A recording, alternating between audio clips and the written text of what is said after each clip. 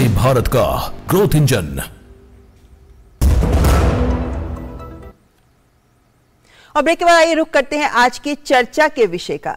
और जैसा कि हम जानते हैं कि आज एशिया की सबसे बड़ी हेलीकॉप्टर निर्माण की फैक्ट्री HAL की फैक्ट्री पीएम मोदी ने देश को समर्पित की है। और इसी से जुड़ा है हमारा आज का विशेष, जो कहता है रक्षा क्षेत्र में बढ़ता स्वदेशीकरण। चर्चा के लिए हमारे साथ जुड़े हैं लेफ्टिनेंट जनरल संजय वर्मा, जो पूर्व महानिदेशक हैं क्षमता विकास और सलाहकार DRDO के साथ। आपका स्वागत जनरल साहब। हमारे साथ कॉमोडोर मुकेश भार्गव, जो सेवानिवृत्त हैं और chairman defence innovators industry association के, आपका भी स्वागत करते हैं।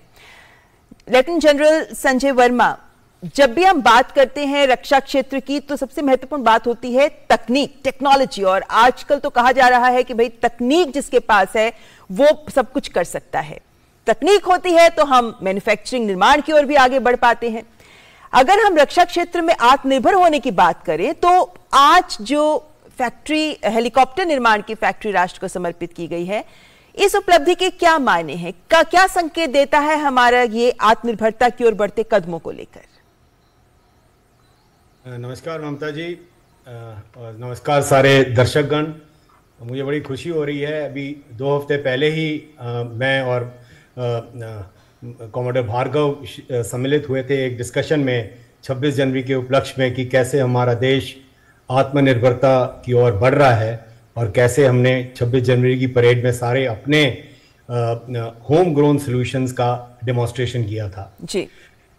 लेकिन जो आज का दिन है, जो ये जो इनॉग्रेशन हुई है, मेरे हिसाब से एक बहुत महत्वपूर्ण स्टेप है पूरी दुनिया को संदेश देने में और अपने भारत के सारे मैन्युफैक्चरर्स को कि देखिए, जो भी हम रिफॉर्म्स, जो भी हम पॉलिसी प्रोसीजर्स रिवाइज कर रहे थे कि हमने आत्मनिर्भरता हासिल करनी है, तो आत्मनिर्भरता हासिल करने के लिए मैन्युफैक्चरिंग भी तो करनी है।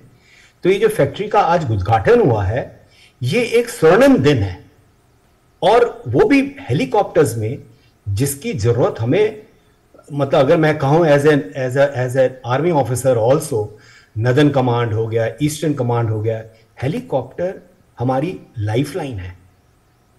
अभी हम लोग इतने वर्ष पुराने एल्यूट जो फ्रांस से लिए हुए हैं, चेतक चीता, उस पे चल रहे थे। अब पिछले कुछ वर्षों में HAL ने सीरीज से हमको सॉल्यूशंस इंडिजिनस दिए हैं। कौन कौन से? एडवांस लाइट हेलीकॉप्टर आया ALH, फिर लाइट कॉम्बैट हेलीकॉप्टर आया, फिर लाइट यूटिलिटी हेलीकॉप्टर। अब देखिए, इतने पैमाने में अगर हमने अपने हेलीकॉप्टर्स को इक्विप करना है आर्मी, नेवी, एयरफोर्स को, तो एक है टेक्नोलॉजी कैपेबिलिटी, कैपेसिटी कैसे आएगी? आज का दिन जो ये फैक्ट्री बन का उद्घाटन हुआ है जी, ये एक इंडिकेशन है कि अब हमारी जो कैपेसिटी है वो बढ़ेगी। ये एक 615 एकड़ में नया प्रोजेक्ट है, जिसमें शुरू में 30, फिर 60, फिर 90, इस तरह से बढ़ोतरी होते हुए ये फैक्ट्री में डेवलपमेंट होगा, प्रोडक्शन होगा जी।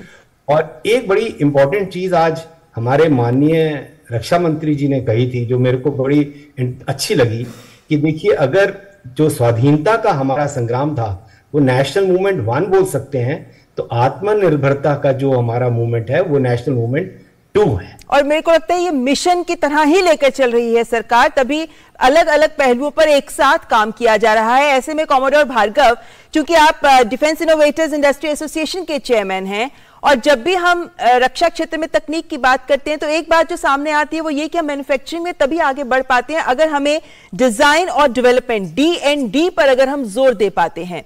हर बार ये माना जाता है और ये कहा जाता रहा है पिछले कितने दशकों से कि डिजाइनिंग हमें करने में हमारा हाथ थोड़ा तंग रहा है, जिस पर हमको आगे बढ़ना है। ये जो तमाम पहलुओं जिन पर चर्चाएं अलग अलग मंच पर आप लोग भी करते रहते हैं, कहां तक हम आगे बढ़ पाए हैं? और इस इकाई का राष्ट्र को समर्पित किया जाना, क्या ये दिखाता है कि इन चुनौतियों से हम पार पा रहे हैं? धन्यवाद ममता जी, आपका प्रश्न बहुत ही सही है। और आज जैसे जनरल शर्मा ने बताया कि आज का दिन हमारे लिए स्वर्णिम दिन है, क्योंकि एक तरह का ये वाटरशेड इवेंट है। हेलीकॉप्टर्स का रिक्वायरमेंट हमारे देश में तीनों सर्विसेज के लिए बहुत ज्यादा रहा है और हम लोग कई सालों से कोशिश कर रहे हैं कि अपना हेलीकॉप्टर बना सकें। हेलीकॉप्टर और हेलीकॉप्टर इंजन, ये दो चीजें हम लोग अभी तक बाहर विदेश से ले रहे हैं और इसके लिए बहुत ज्यादा फॉरेन एक्सचेंज हमारा बाहर की तरफ जाता है। और जैसे प्रधानमंत्री जी ने बहुत ही सही बताया कि ये अगर हमको देश को सुरक्षित रखना है तो हम सुरक्षा के लिए वेपन्स और इक्विपमेंट्स बाहर से नहीं ले सकते, क्योंकि जिस दुश्मन से हम लोग लड़ने के लिए ये वेपन्स और इक्विपमेंट ले रहे हैं उसके लिए भी वही ऑप्शन ओपन है कि वो भी वहां से वही वेपन्स ले सकता है। तो हम कैसे उनसे विजयी हो पाएंगे? इसलिए आत्मनिर्भरता रक्षा क्षेत्र के लिए एक विकल्प नहीं है, एक नेसेसिटी है, एक कंपल्शन है। और ये प्रधानमंत्री जी ने जो संदेश दिया, हमारा डीआरडीओ, हमारा फौज और अब रक्षा मंत्रालय भी तीनों जने मिलके इस की तरफ अग्रसर हो रहे हैं। जैसे जनरल शर्मा ने बताया, बहुत सारे पॉलिसी डिसीजंस लिए गए हैं जिससे कि आत्मनिर्भरता को प्रमोशन मिलेगा। और ये जो हम देख रहे हैं कि ये जो फैक्ट्री लगी है, इस फैक्ट्री का जो आउटपुट होगा वो न सिर्फ मैन्युफैक्चरिंग के लिए बट एक इकोसिस्टम बन रहा है, जैसे आपने पूछा, डिजाइन, डेवलपमेंट और इंजीनियरिंग के लिए। इसका सबसे ज्यादा फायदा क्या होगा कि जब हमको अगला मार्क 2 और नेक्स्ट जनरेशन हेलीकॉप्टर बनाना होगा, उसके लिए हमें फिर विदेश की तरफ नहीं देखना पड़ेगा। अगर इसका डिजाइन इंजीनियरिंग हम खुद कर पाएंगे तो हमारे पास अपने अंदर इंडिजिनस कैपेबिलिटी होगी कि हम उसका नेक्स्ट वर्जन भी बना सकें। ये क्यों इंपॉर्टेंट है? ये इसलिए इंपॉर्टेंट है कि जब टेक्नोलॉजी जो है हर 3 साल में 5 साल में बढ़ जाती है तो हमको जो भी हमने इक्विपमेंट बाहर से लिए वो ऑब्सोलीट हो जाते हैं। लेकिन अगर हमारा अपना डिजाइन होगा तो हम उसका मार्क 2, मार्क 3 खुद बना पाएंगे और उसके लिए फौज को लेटेस्ट इक्विपमेंट दे सकते हैं, क्योंकि फौज के लिए रनर्स अप की कोई जगह नहीं है। और इन मायनों में कॉमोडोर भार्गव, आप ये भी मानते हैं कि अभी तक जैसे आपने सही कहा कि हम बाहर से लेते हैं और ऑब्सोलीट हो जाती हैं, लेकिन अगर हम यहीं बना रहे हैं तो एक बहुत बड़ा क्षेत्र है मरम्मत का क्षेत्र, रिपेयर्स का, तो उन मायनों में भी ये फैक्ट्री एक उदाहरण प्रस्तुत कर सकती है, क्योंकि मरम्मत भी यहीं की जाएगी। और जब हम इतने 100,000 तक का हम लक्ष्य लेके चल रहे हैं 20 सालों में, जब हम इतने हेलीकॉप्टर्स बनाएंगे तो इस हेलीकॉप्टर्स के साथ साथ जाहिर है कि जो अन्य हमारे एरोस्पेस की जो टेक्निक्स हैं या जो उत्पाद हैं उनके मरम्मत का काम भी देश में ही कर पाएंगे। कितना बड़ा है ये भी कदम। बिल्कुल सही कहा ममता जी। MRO जिसको बोलते हैं, मेंटेनेंस, रिपेयर और ओवरहॉल, इसका जो बिजनेस है वो अगर 100 पूरी लाइफ साइकिल में हेलीकॉप्टर को 100 रुपए खर्च करने हैं तो 75 रुपए जो है वो MRO में जाते हैं और 25 रुपए जो है उसको खरीदने में जाते हैं। तो 3 गुना खरीद से ज्यादा बिजनेस मिलेगा हमको मेंटेनेंस, रिपेयर, ओवरहॉल का। और मैं एक बात और ऐड करना चाहूंगा कि इसको अगर हमने यहाँ पर सक्सेसफुली बनाया तो एक लाइट यूटिलिटी हेलीकॉप्टर और एडवांस लाइट हेलीकॉप्टर के लिए एक एक्सपोर्ट, निर्यात का हमारे लिए अपॉर्चुनिटी खुलेगा फ्रेंडली कंट्रीज के लिए, क्योंकि सभी लोग विदेश से, वेस्ट से, यूरोप से, अमेरिका से खरीदते हैं जो बहुत ही ज्यादा एक्सपेंसिव होता है जी। और अगर हम लोग बना पाएंगे अपने हेलीकॉप्टर तो साउथ ईस्ट एशिया में और फ्रेंडली के नेशंस के अंदर, मीना रीजन में, मिडिल ईस्ट और नॉर्थ अफ्रीका में बहुत जबरदस्त एक्सपोर्ट पोटेंशियल भी हमारे लिए आ पाएगा। और हम जैसे बता रहे हैं कि शुरू में 30 हेलीकॉप्टर, फिर 60, फिर 90 का कैपेसिटी हम लोग बनाएंगे, तो ये कैपेसिटी हमारी फौज के लिए तो इस्तेमाल होगी ही, लेकिन एक्सपोर्ट के लिए भी इसमें बहुत जबरदस्त संभावनाएं बिल्कुल दिख रही है इसमें। लेफ्टिनेंट जनरल वर्मा, ऐसे में जब हम एक्सपोर्ट के लक्ष्यों की बात करते हैं तो जनरल साहब हम देख रहे हैं कि 2025 तक हमारा लक्ष्य है 25 बिलियन अमेरिकी डॉलर तक का टर्नओवर निर्यात में क्रिएट करने का। और अभी अगर 2021-22 का आंकड़ा देखते हैं, पिछला वित्त वर्ष, तो उसमें ही आता है 12,815 करोड़ रुपए का निर्यात अभी तक हम कर पाए हैं। रक्षा क्षेत्र की बात करें तो ये जो गैप है, हम इसको कवर कर पाएंगे क्या 2025 और 2021 के बीच के, अगर हम टाइम गैप की बात करें? क्योंकि कई मुद्दे सामने लाए जाते हैं जब हम निर्यात में आत्मनिर्भरता की बात करते हैं। लक्ष्य तय करना एक बहुत अच्छी चीज है, ताकि हम उसके हासिल करने के लिए हम लोग पूरी तरह डेडिकेटेड रहे। अभी एक डिफेंस एक्सपोर्ट प्रमोशन पॉलिसी ये ड्राफ्ट चल रहा है और अभी ये लागू होगी। इसमें 2-3 चीजें बहुत सरल कर दी गई हैं। एक है जो इंडस्ट्रियल लाइसेंस जो लेते हैं हम डिफेंस इक्विपमेंट को बनाने के लिए कंट्री के अंदर, वो मिलना बहुत आसान हो गया है। दूसरा, अगर हमें एक्सपोर्ट क्लियरेंस भी लेना है तो ये चीज भी इतनी सरल हो गई है, इनफैक्ट ये ऑलमोस्ट ऑनलाइन हो गई है। कुछ उपकरण ऐसा होता है जिसमें क्लियरेंस वगैरह बहुत जरूरी होती है, किस देश को जाना है, किस टेक्नोलॉजी को शेयर करना है, कितना शेयर कर सकते हैं। तो ये चीजें पहले बहुत ग्रे एरिया में आती थी। अभी ये जो एक्सपोर्ट प्रमोशन पॉलिसी बननी है इसमें ये सब क्लैरिटी आ गई है और अभी जो इंडस्ट्री यहां पे सेटअप करेंगे उन लोगों को भी क्लैरिटी होगी कि अगर मैं आज यहां पे ये उपकरण बना रहा हूं और एक बार मैंने अपने Indian army, Indian navy, Indian air force को सप्लाई कर दी, उसके बाद मेरे लिए एक ये उदाहरण होगा कि जब इंडियन आर्म फोर्सेस ये यूज कर रही हैं तो बाकी सेनाएं भी हमसे इंपोर्ट कर सकती हैं।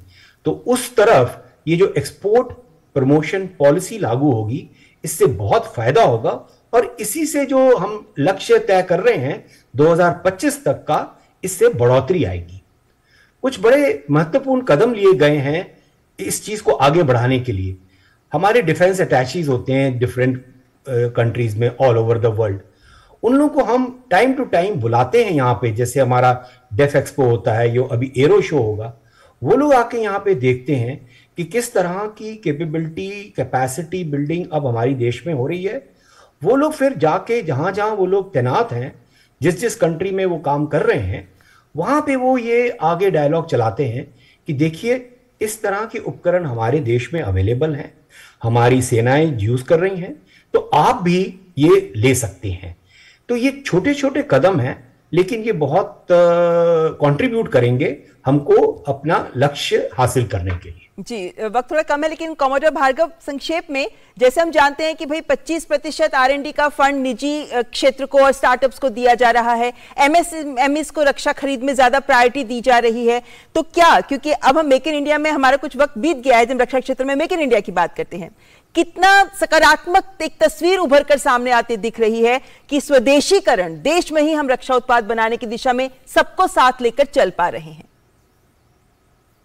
ये 25% जो R&D बजट की बात की गई है, 23,000 करोड़ के करीब R&D बजट है, उसका 25% प्राइवेट सेक्टर को, स्पेशली स्टार्टअप, इनोवेटर्स और एकेडमिया के लिए रखा गया है। तो एक तरह का इकोसिस्टम इवॉल्व हो रहा है जिसमें कि स्टार्टअप्स, स्मॉल कंपनीज, एकेडमिया, और उनको मदद मिल रही है बड़ी कंपनियों के साथ भी, जो हम लोग का इनोवेशन का जो जुगाड़ का जिसे बोलते हैं और जो नई टेक्नोलॉजी डेवलप करने के लिए इंडिया ने आईटी और आईटीएस क्षेत्र में तो ऑलरेडी नंबर 1 पोजीशन पे है, और अब आर्टिफिशियल इंटेलिजेंस और इंटरनेट ऑफ थिंग्स और इंडस्ट्री 4.0 में भी इंडिया आगे बढ़कर आ रहा है।